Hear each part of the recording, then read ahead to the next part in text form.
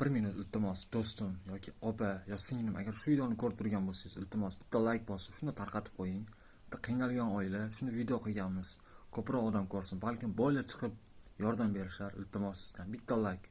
Eslaysizmi, ko'zi ojiz ota 3 nafar qizaloq va sabrli ona. Un olgani qo'limiz yetmasdan bug'doy olamiz. O'zimiz o'shandan ham bug'doydan non chiqarib kelib yegan paytlarimiz bo'lgan. Ular bir xonali uychada o'zlariga tegishli bo'lmagan yerda yashashar edi.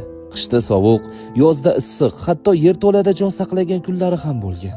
Mahallada shunday to'y-to'rqin boshqa narsaga aytsam, eshigimizda og'lab ketgan paytlari bo'lgan.